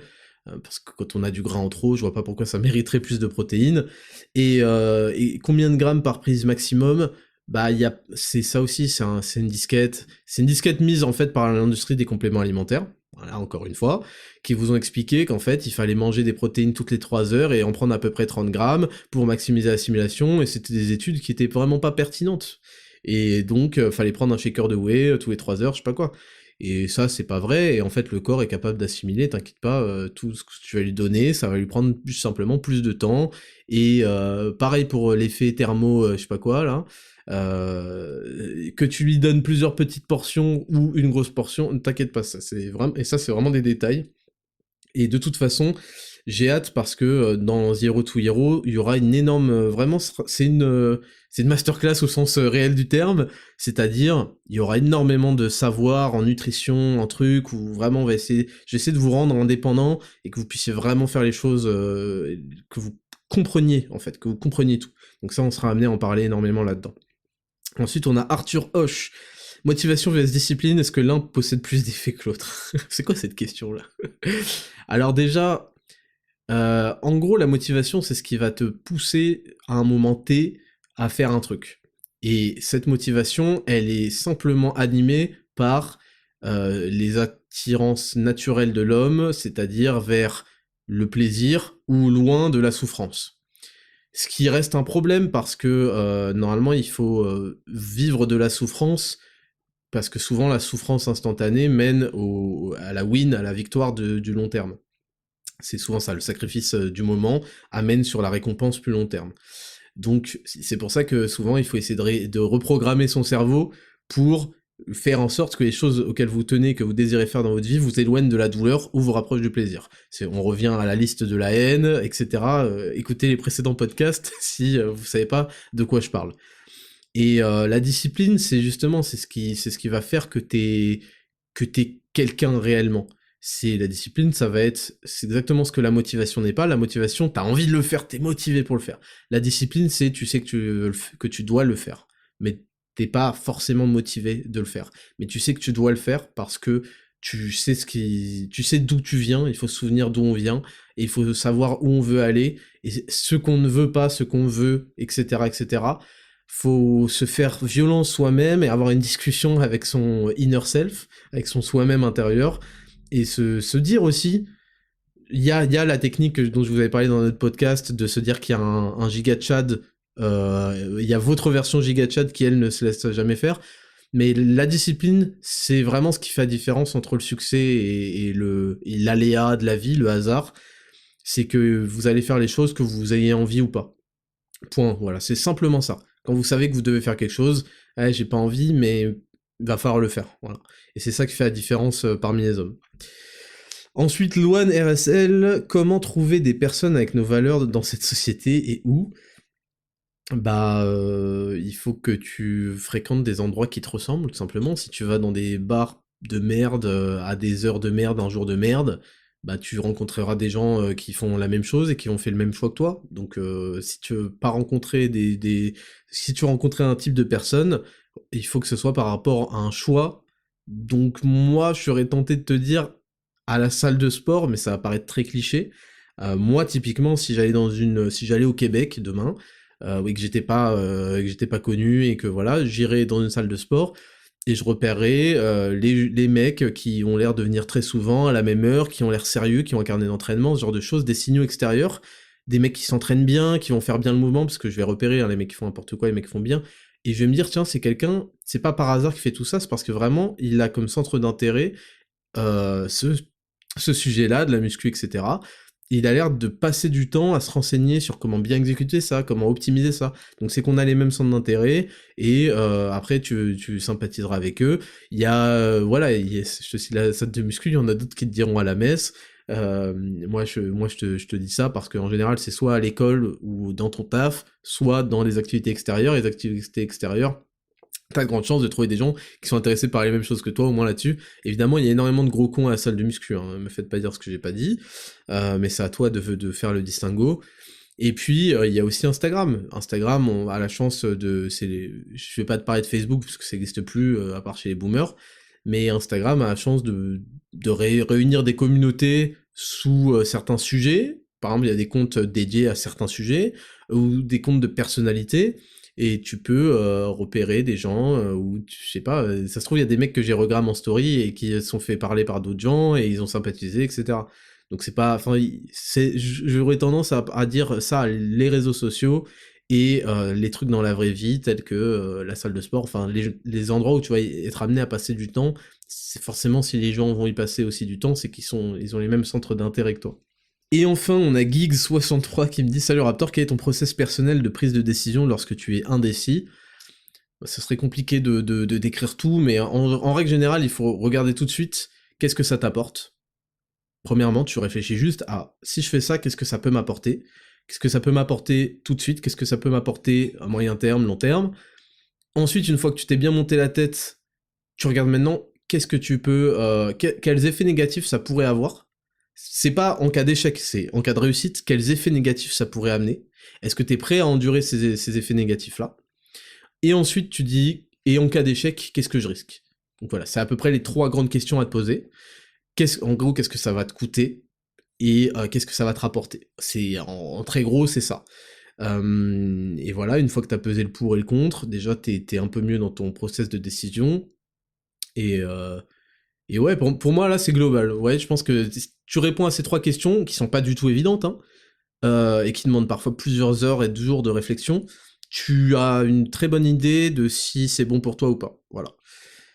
Et c'était la dernière question de cette rubrique numéro 4. On va passer à la rubrique numéro 5, le courrier des auditeurs, c'est parti, jingle. Rubrique numéro 5, le courrier des auditeurs. On commence donc toujours anonyme. Vous l'envoyez sur Raptor Podcast, sur Instagram, @RaptorPodcast. Je rappelle que vous devez suivre le compte. Vous pouvez suivre aussi Raptor vs Font, qui est mon compte principal. On commence, donc je sais pas si c'est un homme ou une femme. Salut Raptor, d'abord merci pour tes produits de qualité allemande et ton contenu de fou furieux. Merci à toi. Voilà mon problème, mes meilleurs amis ne sont absolument pas dans le même état d'esprit que moi et me tirent vers le bas. Certains sont addicts aux jeux vidéo ou à la branlette, et d'autres carrément aux jeux d'argent. J'essaie de les motiver à se dépasser, mais rien n'y fait. À chaque fois que j'essaie, je suis le rabat-joie, le frustré fan d'Andrew Tate, etc. Cela en arrive au point où finalement, je me dis qu'ils font partie des gens avec qui j'essaie chaque jour de creuser l'écart, comme tu le dis si bien. Malgré tout, ils restent mes amis les plus chers et les plus proches envers qui j'ai toujours été loyal. Je suis tiraillé entre le sentiment de devoir prendre mes distances avec eux pour atteindre mes objectifs et l'attachement que je leur porte. Que faire ? Bah écoute, c'est très simple et j'ai déjà répondu plusieurs fois sur les questions, mais celle-là, bon, c'est un cadre un peu différent. En fait, faut que vous compreniez, moi, il y a plein de potes, on s'apprécie toujours autant, on a fait les 400 coups quand on était plus jeune, etc. Mais il y a un moment où j'avais des préoccupations différentes d'eux. Je sais pas, tu vois, et du coup, moi, j'avais envie de faire des choses, d'avancer dans une direction, et soit, bah, je trouvais ça un peu dommage de passer mon temps à me plaindre avec eux, soit, voilà, il y a besoin à un moment que tu essayes de leur dire, voilà, c'est quoi tes intérêts, et c'est pas toi qui va te dissocier, c'est eux finalement qui vont pas te rejoindre. Moi, je vois les choses comme ça. J'avais un pote en école d'ingé, on devait faire les choses ensemble et tout, mais à un moment, il faisait rien en dehors de se plaindre, et moi j'essayais toujours de passer à l'action et tout, et donc à un moment, bah, c'est des gens avec qui j'apprécie énormément, tu vois, d'être en leur compagnie, je rigole, on a fait plein de coups ensemble, on a fait plein de trucs, mais il faut aussi savoir avancer, et bah, malheureusement, je trouve mon bonheur et mon accomplissement dans le travail, dans le fait d'accomplir des choses, de créer des choses, et j'ai pas envie de rester toute ma vie à jouer au PC, tu vois, j'ai des potes qui, qui sont encore en mode gaming et tout, tu vois, à fond. Et c'est pas mon intérêt actuel, et voilà. Et puis j'aspire à, quand je sors par exemple, ça peut paraître hautain, tu vois, et je sais qu'ils ont du mal à comprendre, mais j'ai pas envie d'aller dans certains endroits, et je préfère aller dans d'autres, etc., qui me ressemblent un peu plus. Donc, bah, c'est pas parce que tu n'as plus les mêmes préoccupations, et ce qui c'est une très bonne chose, hein, au passage, tu n'as plus les mêmes préoccupations qu'eux, peut-être que eux auront les mêmes d'ici plusieurs années, le temps qu'ils fassent leurs propres expériences négatives de la vie, et qu'ils aient vraiment un coup de pied au cul pour s'en sortir, et voilà, je pense qu'il faut savoir dissocier l'amitié par rigolade, fun, etc., et l'amitié par centre d'intérêt commun, et les centres d'intérêt sont amenés à changer dans une vie, et donc bah les cercles d'amis aussi. Et c'est juste, moi que je vous dis, c'est pas de tous les zapper, de plus les calculer, etc. C'est simplement, bah naturellement, vous allez passer moins de temps avec eux, parce que il y a un moment où vendredi soir, c'est fini. Samedi soir, c'est fini, je suis désolé, j'ai pas envie d'avoir une gueule de bois, de faire la même chose qu'on fait depuis des années, de me réveiller mal le lendemain, là je suis sur un rythme de travail, j'ai ceci, cela, donc je vais rester à la maison, et c'est comme ça, il faut qu'il accepte. Faut qu'il accepte, et si c'est vraiment tes amis, ils l'accepteront, voilà, tout simplement. Ensuite, salut Raptor, j'ai 16 ans et je suis en première, je pratique le développement personnel depuis 2 ans.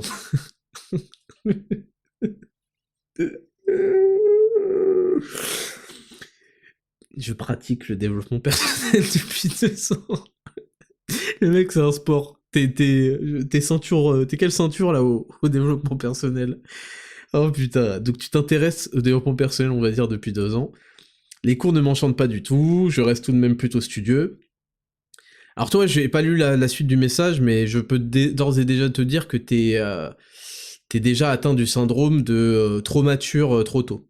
Donc tu vas souffrir et être malheureux. Désolé. T'es venu trop jeune à moi. T'es venu trop jeune à Raptor Podcast, à 10 000 pas. Du coup, trop mature trop tôt. Et t'es en dissonance absolue avec tout ce qui se passe autour des gens de ton âge. Donc là, ça va être un sacrifice qui va payer, mais ça va être un sacrifice. Hein. Les cours ne m'enchantent pas du tout, c'est pas... Oui, ok, c'est pas non plus anormal. Je reste tout de même plutôt studieux, les études supérieures ne me donnent pas envie, je n'ai pas d'idée de métier en tête, tout ça c'est plus ou moins normal, hein. Je fais des commentaires au fur et à mesure. Juste en perspective de faire de l'argent, des affaires, j'ai envie d'une vie dans le mouvement et non fixe, que me conseilles-tu? C'est compliqué parce que là c'est des trop grandes responsabilités que te donner des conseils sur ton orientation. En tout cas, le fait est que, comme d'habitude, tout va se résumer à ce que tu fais de tes heures libres. Point barre. Là, ton futur va être déterminé par ce que tu fais de tes heures libres, et Dieu sait que t'en as là à 16 ans. Donc évidemment, passe pas à côté de ta jeunesse. Moi, je vais te dire, à 16 ans, j'étais un gros FDP, un gros mangeur de coca, de biscuits en tout genre, de bonbons, de trucs. D'ailleurs, au passage, pour les gens de 16 ans qui écoutent, si vous avez de l'acné, arrêtez ça directement. Arrêtez immédiatement tous les trucs ultra sucrés et tout. Vous allez voir tout de suite une amélioration, je vous le dis direct. Parenthèse, parenthèse close, je vous le dis parce que moi je l'ai vécu et des potes l'ont vécu. Et puis en fait on le sait qu'il y a énormément de trucs en rapport avec les gros pics de sucre, la peau, la nourriture et la peau ça va ensemble, hein. Donc juste pour te dire, en gros, on va voir où tu passes tes heures libres. Moi, je jouais énormément à Smash Bros à cette époque-là. Bon, je suis pas devenu une grosse merde comme quoi. Il y a un temps pour tout, on va dire. Mais si tu passes ton temps à faire du sport, à essayer de te renseigner sur YouTube ou sur Internet sur un domaine particulier qui t'intéresse, etc. En plus de ta jeunesse à jouer, etc., bah je pense que ça va porter ses fruits. Et le problème, je te dis, c'est une malédiction d'être mature trop tôt, mais c'est aussi une bénédiction, parce que tu vas prendre énormément d'avance. Mais c'est vrai que tu vas juste, parfois, peut-être, avoir des phases un petit peu en bad, où tu te diras, mais putain, pourquoi est-ce que je suis pas comme eux, tu vois? Pourquoi est-ce qu'ils sont... Mais c'est le destin des gens qui veulent avoir une vie différente aussi, hein. Donc voilà, pour tout ce qui est études et tout, moi je ne te dirai rien parce que je suis personne pour te dire ça. Faut que tu le vois avec toi-même. Et t'as encore des années, quelques années, mais pour ça, ouais, moi je te conseille de continuer à t'arracher en dehors de tes heures et d'essayer d'avoir un truc assez régulier où tu fais du sport, ceci, cela, tu vois, ça a déjà... Et puis, tu vois, si t'écoutes le podcast, si t'écoutes des trucs comme ça intelligents, tu vas voir que ça va vraiment, vraiment porter ses fruits. Ensuite, on a un message qui, je pense, est celui d'un homme. Bonjour Raptor, tout d'abord merci pour le travail de qualité que tu nous fournis chaque semaine. Merci à toi. Mon problème est que je voudrais commencer la musculation pour avoir un meilleur corps et une meilleure santé. Pour cela, je souhaiterais prendre le programme complet de Raptor Coaching Pro, mais le côté diète me fait très peur, car depuis mon plus jeune âge, je ne mange aucun fruit ni légumes. Le problème est que je n'aime tout simplement pas. J'ai déjà essayé d'en consommer sous toutes les formes possibles, mais je ne supporte pas le goût. Je mange donc principalement de la viande, des féculents et des céréales, j'ai donc très peur de ne pas atteindre mes objectifs sportifs. Selon toi, serait-il possible de commencer une diète avec cette contrainte? Alors je dois dire premièrement que c'est la toute première fois de toute ma vie qu'un mec n'aime ni les légumes ni les fruits. C'est-à-dire genre du melon, tu fais ah dégueulasse, pastèque dégueulasse, cerise dégueulasse, c'est bizarre quand même. Pourtant il y a quand même une multitude de fruits et une multitude de légumes. Bon, déjà je peux... Si en plus tu me disais que t'étais vegan, là il y aura un gros problème, tu vois. Parce qu'un vegan qui aime pas les légumes et les fruits, là il est dans la merde encore plus. Sache que déjà les produits animaux sont une des meilleures sources aussi de nourriture et de vitamines et de minéraux, donc c'est déjà positif là-dessus. Mais oui, c'est sûr que c'est un peu triste, pour un équilibre alimentaire, c'est aussi un peu triste de pas avoir de fruits dans ta diète, ou de légumes. Mais écoute, si t'as vécu toute ta vie comme ça, peut-être que ça te convient bien, et non, il n'y a pas de souci sur la diète. Parce que en fait, à la fin, tu auras des calories, des macronutriments, et les coachs tiendront compte dans ton repas qu'il y aura pas de légumes et pas de fruits. Après, je veux dire, on va pas te les mettre par intraveineuse et on va pas te forcer à bouffer des trucs que tu veux pas bouffer. Tu vois ce que je veux dire? Donc, on fera évidemment avec. C'est le principe du programme personnalisé. Donc voilà, non, voilà pour te répondre. Maintenant, il y aura peut-être un manque d'apport en certaines vitamines, donc faut faire attention à comment tu te complémentes. Et voilà. Mais je sais pas comment, je suis pas à ta place pour savoir comment tu te sens, si t'as des brûlures d'estomac, etc. Ça m'engage un peu trop au niveau médical, si tu veux. Mais par contre, c'est le principe du programme personnalisé. En fait, si tu veux, l'entraînement personnalisé, son intérêt, c'est que il s'adapte, c'est du sur-mesure en fait, c'est comme un costume, c'est bien, des fois tu trouves à H&M, tu trouves des belles pièces qui te vont bien un truc, mais quand tu veux un truc sur mesure parce que t'as un certain rapport taille-épaule, t'as nanana, tu prends un truc qui est sur mesure. Par exemple, le programme personnalisé, ça peut être, bah, je peux aller à la salle qu'une fois par semaine, j'ai envie de m'entraîner 4 fois par semaine, à la maison j'ai ce matériel-là, à la salle j'ai accès à ça, est-ce que je peux avoir un programme qui, du coup, me met un jour à la salle, un jour truc, et puis j'aimerais bien aussi faire un peu d'amélioration cardio. Vous voyez, là, t'as un programme, du coup, qui est fait exactement, c'est l'intérêt du programme personnalisé avec les coachs, on va le faire exactement par rapport à tout ce que tu vas remplir dans le formulaire. Alors que par exemple un programme tout fait, qui peut être très très bien et très efficace pour la plupart des gens, bah pour ton cas précis, ça sera pas bon. Et pour la diète, c'est exactement pareil. Tu vois, et donc non, il y a aucun souci. Ensuite, bonjour Raptor, j'ai 15 ans. Ah mais c'est quoi, vous êtes de plus en plus jeune là, et le mot tourne dans les lycées ou quoi? Je suis un garçon, et suis déçu de mon physique, je suis un skinny fat. Alors je te rassure tout de suite, à 15 ans, c'est normal que t'aies pas de physique autre que ton physique hérité. Donc à 15 ans, là, il y a des gens, ils font les beaux dans ta classe ou je sais pas où, parce qu'ils sont tous skinny, et on voit leurs abdos, et ils ont des pecs, ils ont des pecs qui sont... comment ? Ils sont gravés, quoi, parce qu'en fait, ils ont aucun volume. C'est juste, il y a un mec qui a dessiné, on voit bien leurs pecs, mais il y a pas de pecs, en fait, vous voyez ce que je veux dire ? Et donc ils sont trop contents parce qu'ils ils ont des abdos, et qu'ils passent pour des beaux gosses, voilà. Donc en fait, à 15 ans, là, vous subissez ce que votre génétique a décidé plus ou moins pour vous. Donc il y a aucun souci à ce que tu sois skinny fat, mais c'est encore mieux que tu t'en rendes compte. Je dis la suite. Je me suis mis au sport depuis Noël en achetant un banc et des poids modulables, mais je n'arrive pas à perdre du gras et prendre du muscle. Logique, parce que tu t'entraînes au hasard, comme je l'ai toujours dit, et que pour perdre du gras, il faut avoir une diète, forcément, c'est pas seulement en faisant du cardio, et surtout, il faut avoir un truc qui va te permettre de pas être contre-productif, et de souffrir. Et pour prendre du muscle, bon, normalement c'est un peu plus facile, surtout quand t'es au tout début, mais pareil, si tu fais n'importe quoi, ça va pas aller au bon endroit, et pareil, si ta diète n'est pas là pour soutenir ça, bah, ça va aller moins vite, on va dire. Et moi, je suis vraiment dans l'efficacité, moi je suis pour optimiser ce genre de trucs. Mes entraînements sont vagues, voilà, avec des exercices qui ne conviennent pas forcément. Bon bah même toi, t'as la conscience. J'en ai discuté avec ma grande sœur et son mec qui m'ont conseillé d'attendre que Zero to Hero sorte. Mais il déchire son mec à ta grande sœur là, plutôt que d'acheter un programme personnalisé. Peut-être même un programme complet, mais ça, pour convaincre ma mère de pas manger ses plats, ça va être compliqué. Alors en gros, alors voilà. Déjà, t'as 15 piges. Arrête de faire la guerre à ta daronne, dis-lui simplement que tu veux des protéines à chaque repas. Voilà. Si tu veux arrondir les angles, dis-lui, le matin, je sais pas ce que tu manges le matin, arrête de manger des trésors de Kellogg's et ce genre de fils de puterie.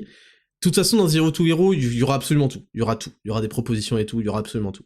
Ce sera pas personnalisé, ce sera pas vraiment exactement fait pour toi, ni avec les aliments que tu kiffes, mais il y aura des propositions. Il sera vraiment une masterclass, comme je vous l'ai dit, il sera vraiment très complet. Et ce que tu peux faire, c'est que, en fait, nous, on a créé Raptor Daily exactement pour ce genre de cas, parce que t'as un peu de matériel à la maison. Et Raptor Daily, c'est grave sous-coté, parce que j'en parle pas assez. C'est pas juste un programme 12 € par mois, pas cher, je sais pas quoi. Déjà, t'as de l'amusement, parce que... Enfin, de l'amusement. Faut aimer souffrir, hein. Mais parce qu'en fait, t'as des nouvelles séances chaque jour. Enfin, chaque séance est différente, chaque semaine, etc. Et c'est un programme qui va te permettre de progresser sur tous les aspects, ce que j'appelle athlétique, en force, en explosivité, en masse musculaire et en cardio. Donc ça peut être super intéressant dans le cas justement des jeunes personnes, des étudiants, avec un budget serré, au moins essayer un mois, quoi. Essayer un mois, ça coûte 12 balles, bon, voilà, quoi. Donc moi je pense que tu devrais te diriger vers ça, parce qu'en plus ça a été créé pour très peu de matériel, une paire d'haltères.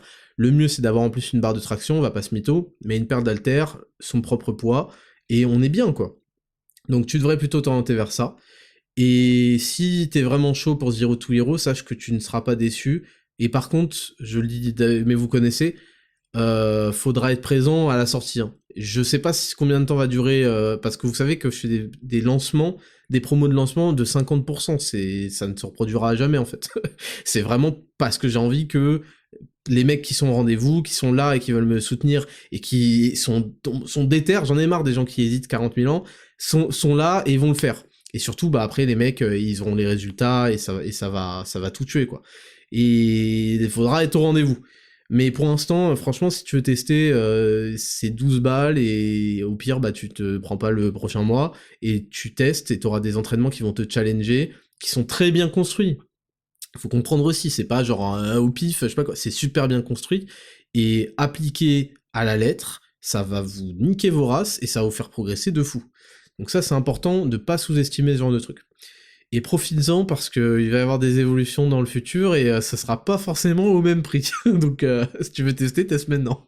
Petit conseil pour tous les trucs Raptor Coaching Pro, testez dès maintenant si vous voulez, parce que je vous le dis, là, à chaque fois qu'un mec se fait l'indécis, il fait une erreur. Mais voilà, je vous en dis pas plus. Et on finit avec un dernier message. Salut Raptor. Alors premièrement, merci pour ce que tu fais, notamment dans tes différentes entreprises, mais aussi pour les valeurs que tu transmets au quotidien. Tu es un exemple pour beaucoup. Merci beaucoup. Alors voilà mon problème perso, ça fait maintenant 2 ans que je suis avec ma copine et nous vivons ensemble depuis 1 an. J'ai pour ma part 24 ans et elle 20 ans. Tout est parfait dans la relation sauf un point. Nous ne sommes pas d'accord sur un sujet qui sont les sorties, à savoir boîte, alcool ou encore pire voyage avec ses copines telles que Ibiza, Malte, etc.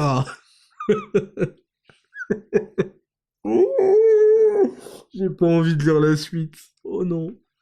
Quelle erreur. C'est simple, pour ma part, je suis contre ça, et c'est pas du tout dans mon délire, et je supporte pas l'idée qu'elle soit dans ce monde, d'autant plus que c'est un réel manque pour elle lorsqu'elle ne sort pas. Après de très nombreuses discussions, elle ne comprend pas le fait que je ne veux pas être affilié à ce genre de comportement que j'appelle dégradant, et cela est souvent le sujet de nombreuses disputes. Le gros problème qui se pose, c'est qu'aujourd'hui il y a un réel ras-le-bol. Pour ma part, je ne supporte pas ça, et elle de son côté, elle ne se sent pas libre. Nous avons retourné le sujet dans tous les sens et essayé chacun de notre côté des concessions, mais le naturel revient toujours au galop. Nous ne trouvons donc pas la solution, à part la potentielle séparation. Que me conseillerais-tu? Attends, je vais relire un petit coup. Ça fait maintenant 2 ans que je suis avec ma copine, nous vivons ensemble depuis 1 an, voilà, c'est ce que je voulais savoir. Donc en plus, vous vivez ensemble, hein.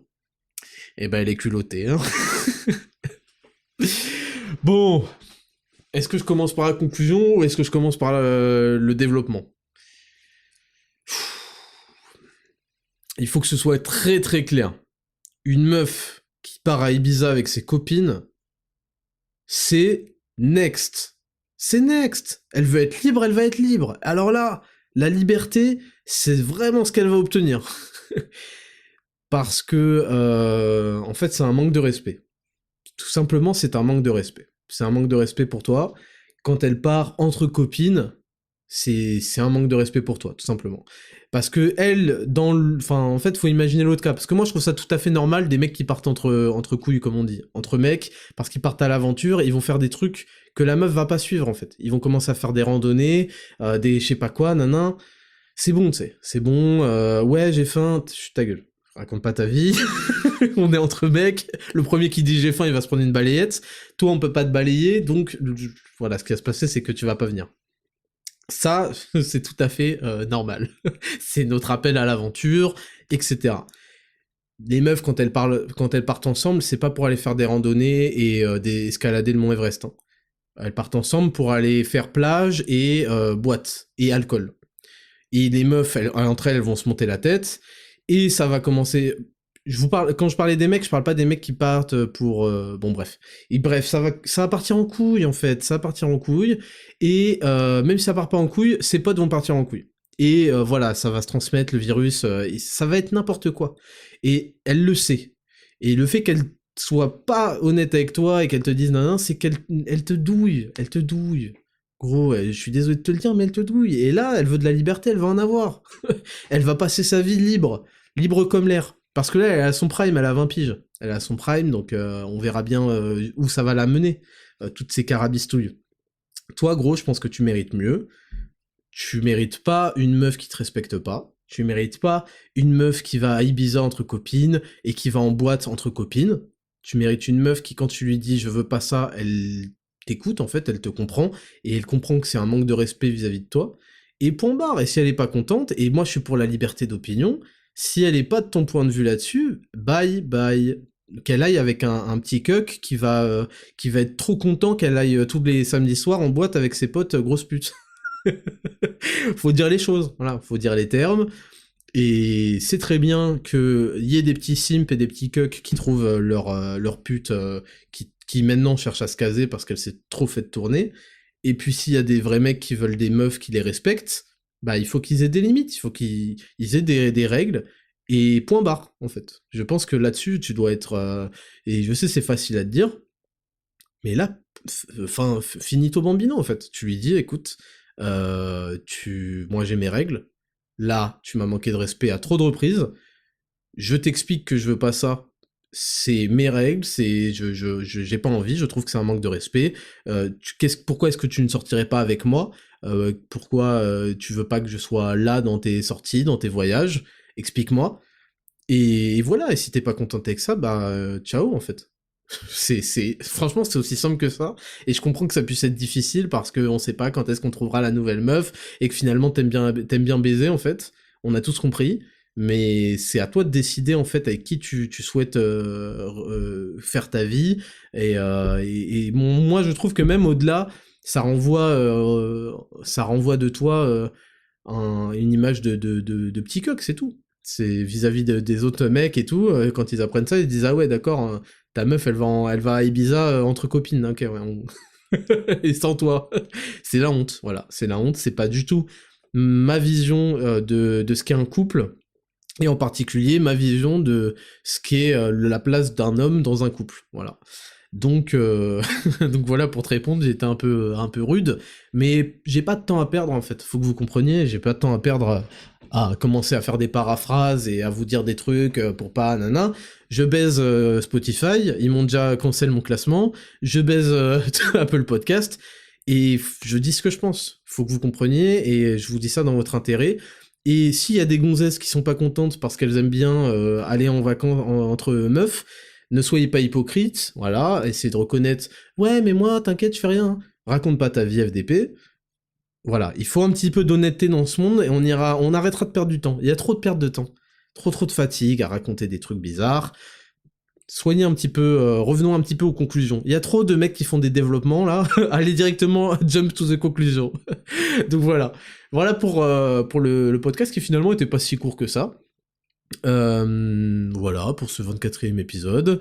Je vous rappelle que vous pouvez me suivre sur Raptor vs Font sur Instagram, Raptor Podcast sur Instagram également, et je vous invite encore une fois à nous partager en story. À la fin, voilà, vous venez de finir le podcast, partagez-nous un petit peu avec l'activité que vous faites, montrez-nous des beaux paysages, on vous partage en story, c'est important, ça fait vivre le compte, ça fait vivre la communauté, je vous prépare des superbes choses, vraiment de très haute qualité, je ne travaille que pour ça, mais je peux pas vous révéler, et voilà, je vous souhaite à tous une très bonne semaine, je vous kiffe, c'était le Raptor, ciao.